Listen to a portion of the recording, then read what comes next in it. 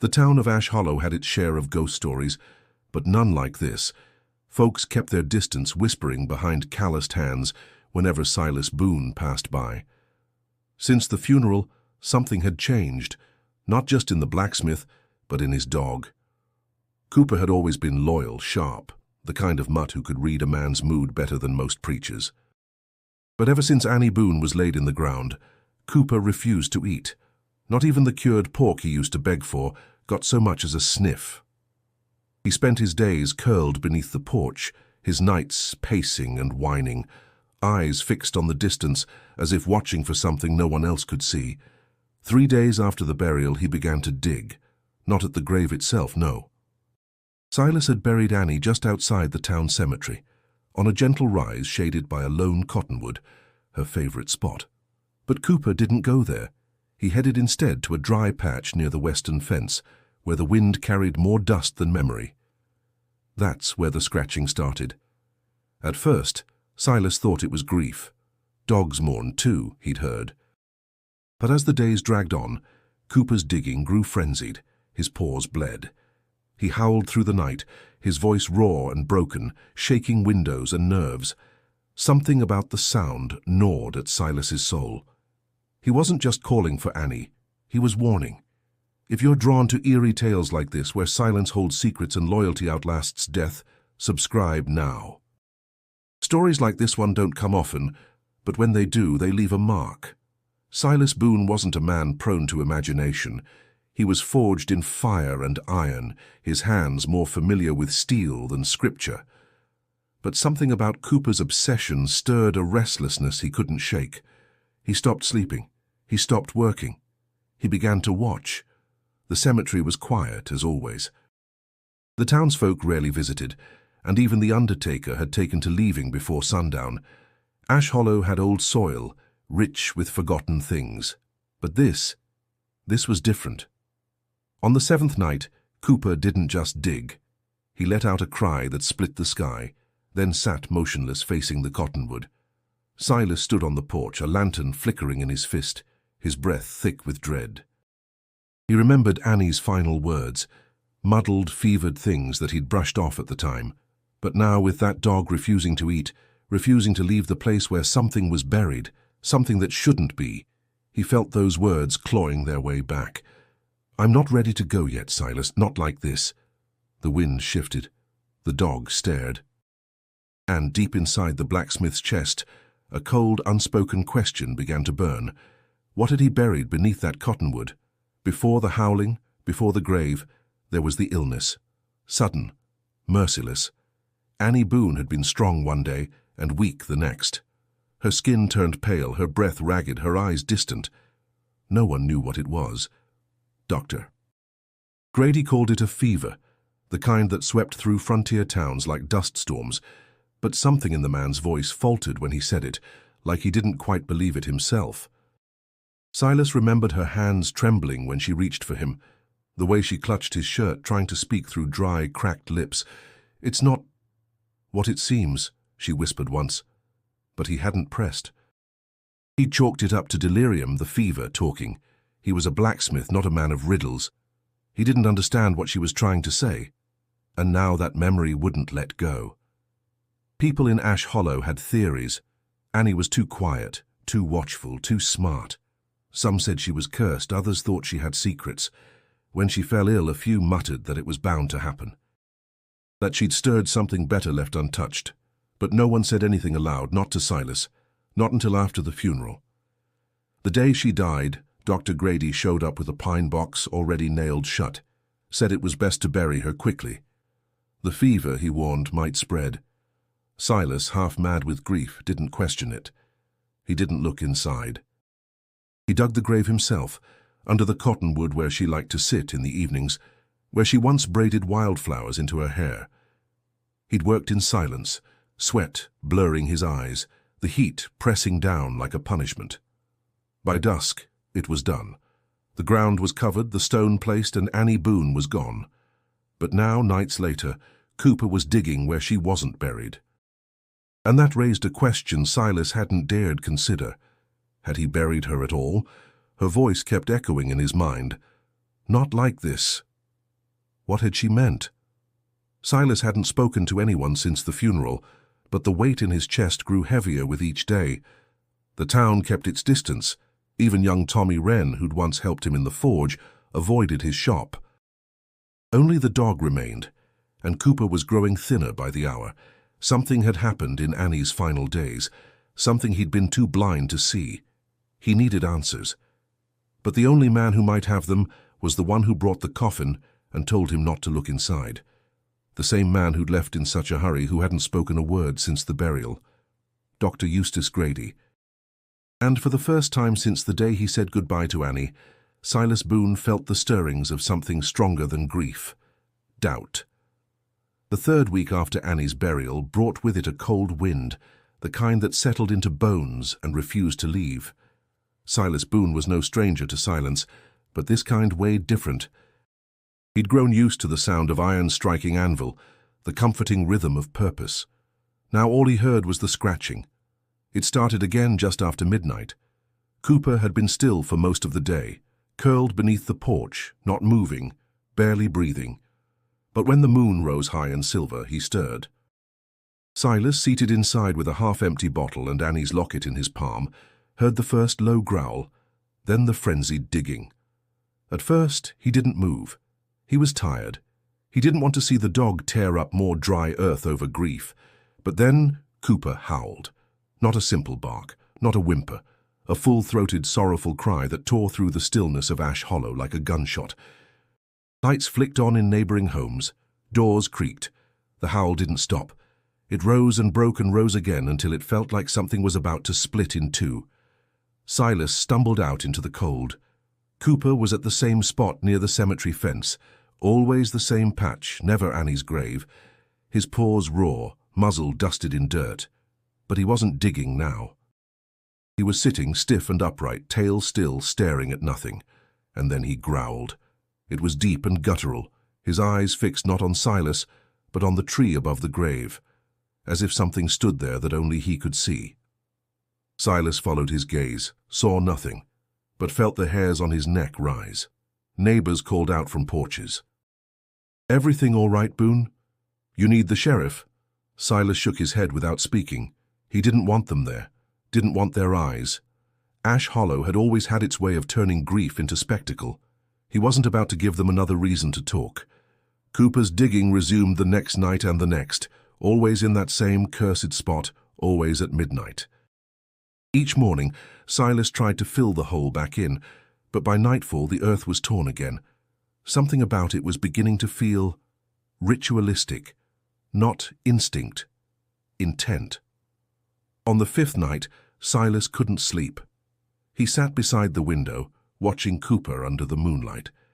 And as the dog clawed at the dry ground, Silas saw something flash, just for a second. Cloth.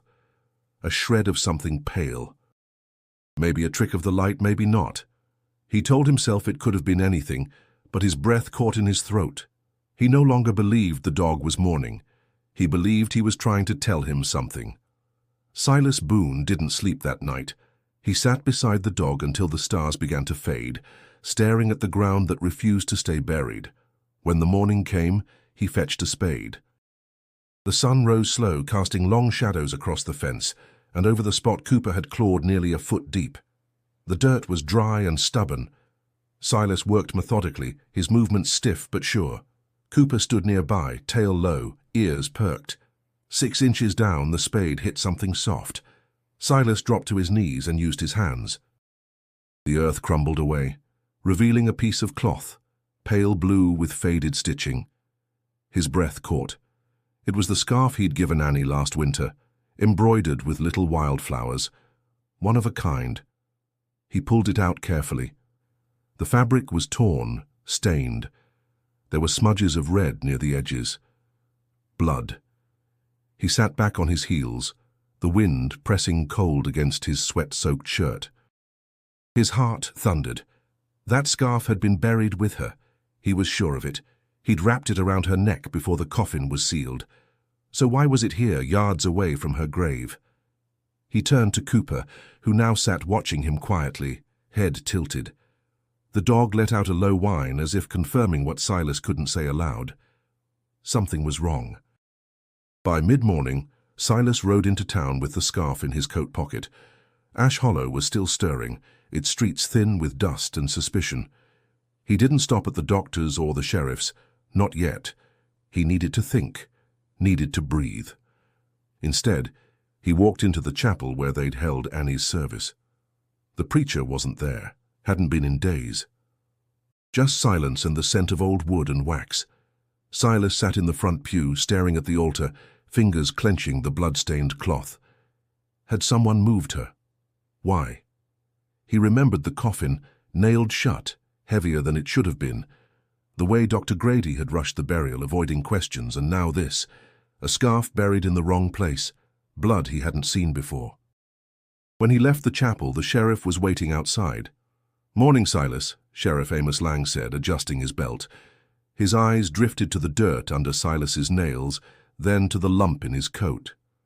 "Heard the dog still howling. Folks are talking." Silas said nothing. "You all right?" the sheriff pressed. Silas met his gaze, voice hoarse. "Didn't bury who I thought I did." The sheriff frowned but said nothing. Silas stepped past him, heading toward the forge. He didn't see the sheriff glance over his shoulder at the cemetery. Didn't hear the quiet curse that slipped from his lips. Didn't know the weight of what had just been stirred. Not yet. Letty Hargrove lived at the edge of Ash Hollow, in a crooked shack strung with herbs and bones. No one visited her unless they were desperate. Most called her a witch. Others called her worse. But Silas had nowhere else to turn. He arrived at dusk, Cooper beside him. The air smelled of sage and something burnt. Letty answered before he could knock, eyes sharp behind a tangle of grey hair. She studied him a long moment before stepping aside. "You waited too long," she said, voice dry as kindling. But not too late. Inside, the walls were lined with jars, roots, powders, strange floating things. A single candle flickered. Silas sat while Cooper circled, uneasy. "I need to know," he said, "about Annie." Letty stirred something in a pot on the stove. "You brought her to me." "Just before the fever took hold." Silas froze. "She never told me that." "She was scared," Letty continued. "Said someone was watching her. Said she overheard something. Didn't say what. Only that it was dangerous. Asked for something to slow the body. Hide her, maybe." Silas frowned. "Hide her?" "She wanted to disappear," Letty said simply. "But she changed her mind too late." Whatever she heard, it was already moving. From a shelf she took down a small glass vial, filled with a black liquid that shimmered in the candlelight. She didn't drink it, but someone made sure she stayed silent anyway. Silas took the vial, unsure what to do with it. "What is this?" "Truth," Letty whispered. "For whoever needs to speak it." She turned, reached beneath a floorboard, and pulled out a leather-bound journal, Annie's. The edges were worn, the pages filled with delicate handwriting. She handed it to him. "She left this behind." Silas opened to the last page. A map, rough, hurried. It marked the ravine west of town, nothing but a gash in the earth most avoided. Next to it a note in Annie's handwriting. "If anything happens, look here." His hands trembled. Cooper let out a low whine, tail brushing the floor. "What's out there?" he asked. "Not death," Letty said, "but the lie that tried to wear its face." Silas stood, pocketed the vial and the journal. "Why are you helping me?" "Because I've buried too many women with secrets," she said, her voice softening, "and because your dog never looked for her body, only her truth." Outside, the night had settled, wind brushing through the grass like a whispered warning. Silas didn't speak as they walked. He gripped the journal tight, every step toward the ravine a step deeper into the unknown. He didn't know what he would find out there, but he knew this. Annie Boone hadn't gone quietly. The ravine lay west of Ash Hollow, carved deep into the earth like a wound no storm had healed. Folks avoided it, said the ground whispered there, that horses grew skittish and children had once gone missing near its edge. Silas Boone didn't care for ghost tales. He cared about truth. At first light he rode out with Cooper trotting ahead, and young Tommy Wren at his side. The boy had seen him preparing to leave and asked to come. "I know that place," he'd said.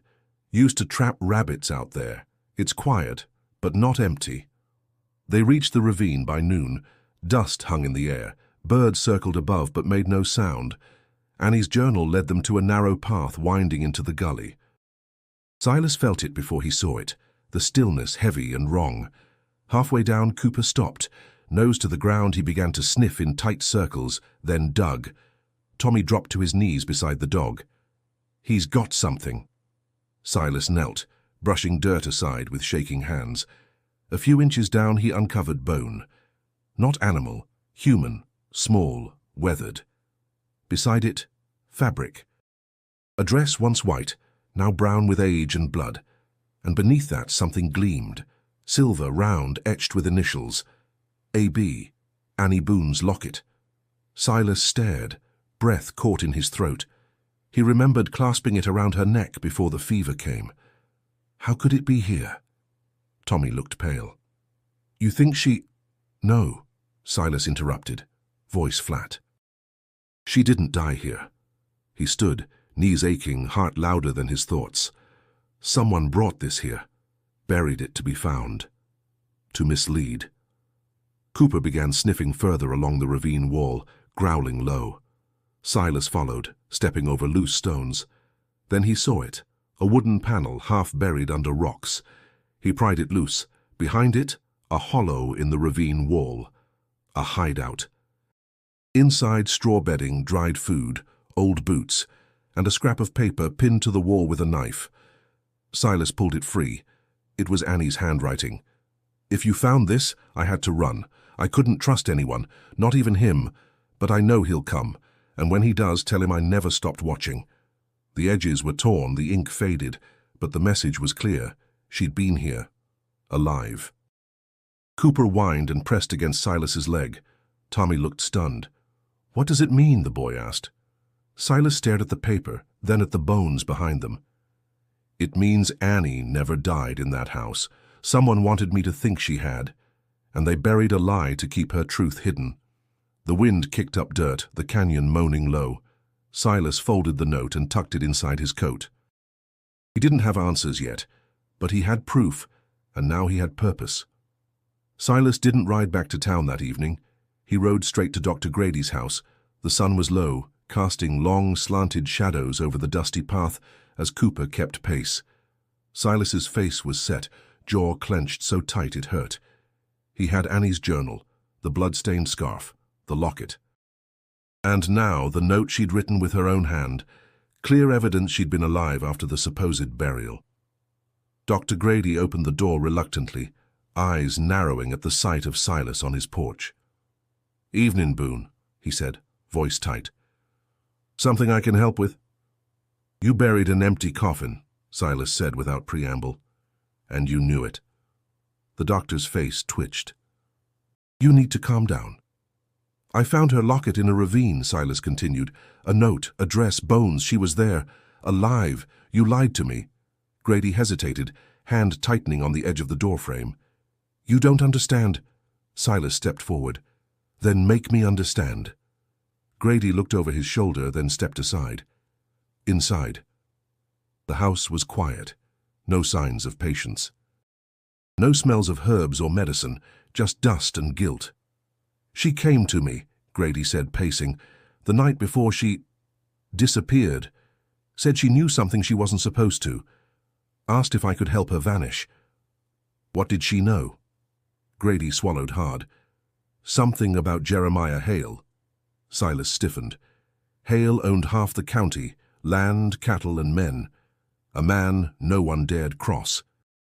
"She overheard him in the back of the saloon," Grady went on, "talking about a deed he forged, land he stole. Annie was doing books for the land office. She saw the numbers didn't match, said she was going to report it."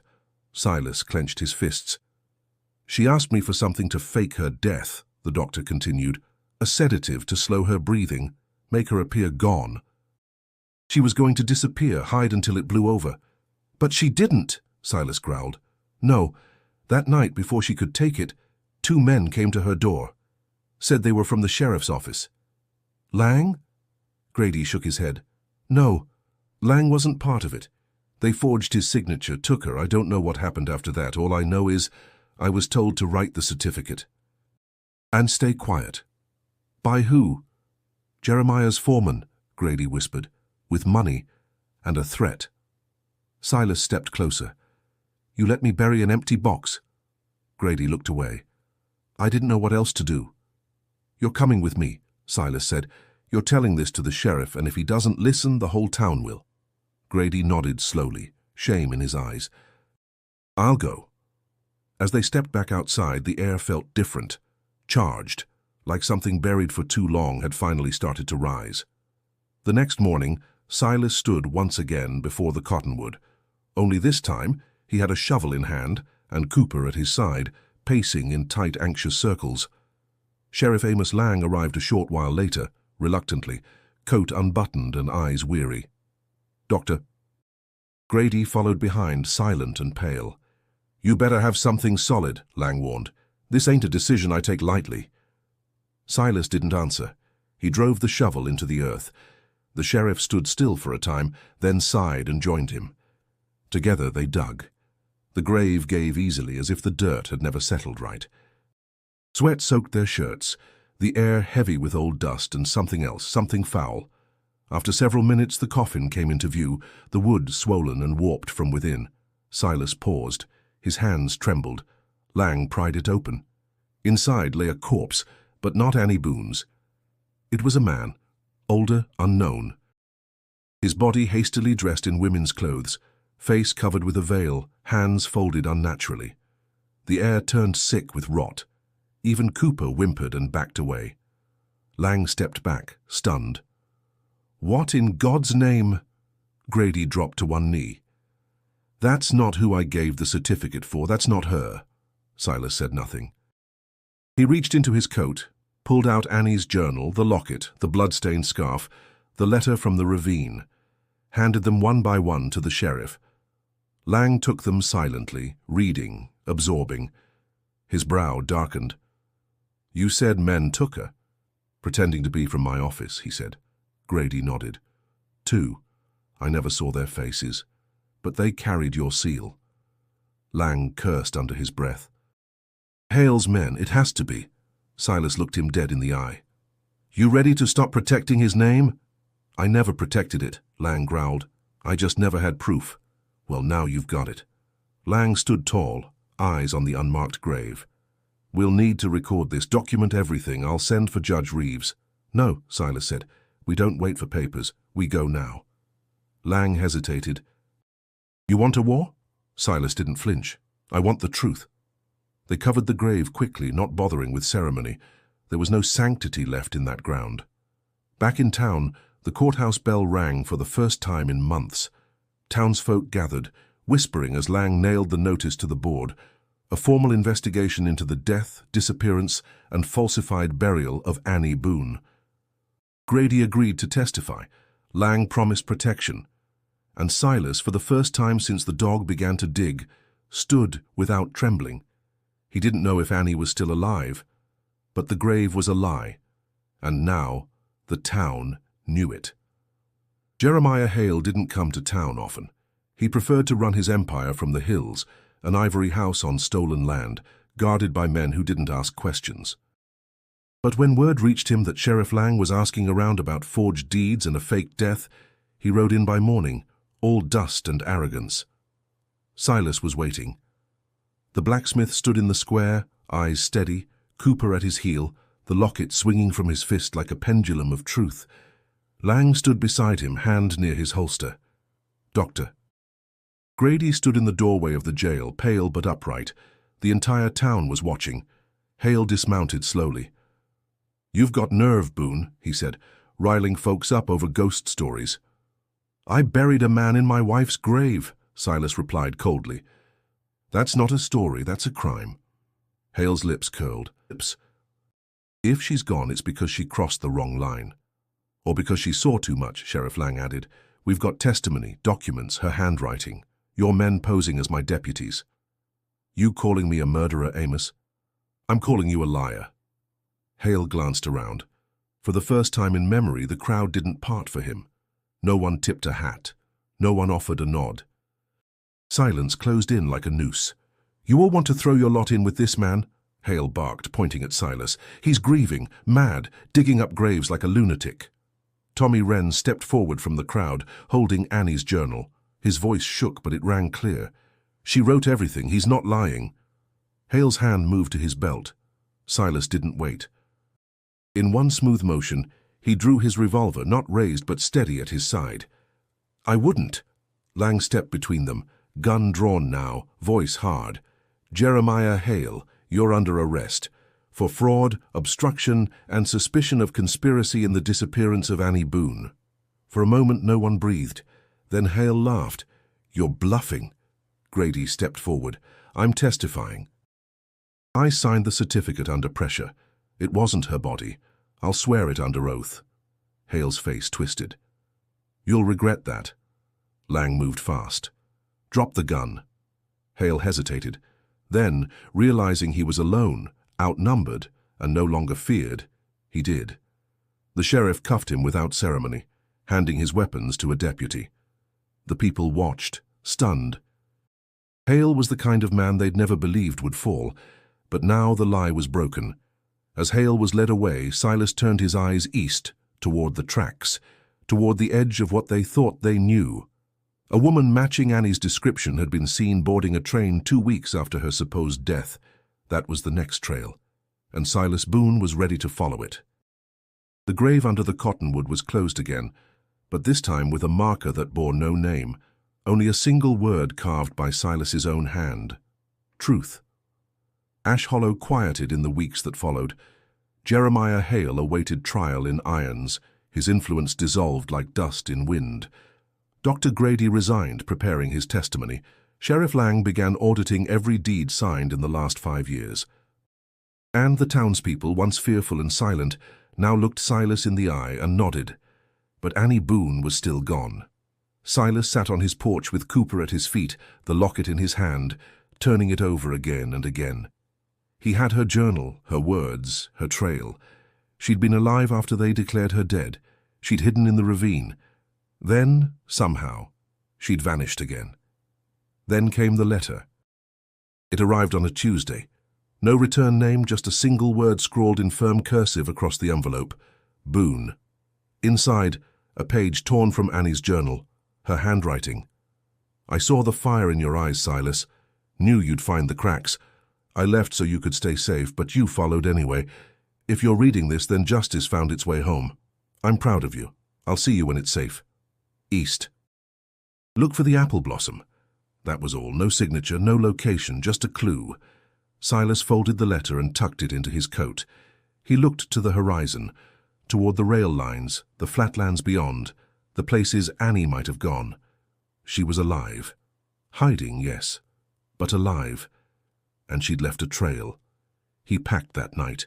Just a few belongings: the journal, the scarf, the vial from Letty Hargrove. Cooper never left his side. The dog, who had refused food since the day Annie died, finally ate again, slowly, but with purpose, as if he too felt the weight begin to lift. Tommy Wren brought him a satchel and a map. "If she's out there," the boy said, "you'll find her." Silas gripped his shoulder. "Keep the forge warm." By dawn, he rode out. No crowd, no farewell. Just the rising sun, the dog beside him and the road ahead. Somewhere in the east, Annie was waiting or watching. And Silas Boone, blacksmith of Ash Hollow, was no longer a man defined by loss. He was a seeker of what had been stolen. A man led not by vengeance, but by the echo of love that refused to die.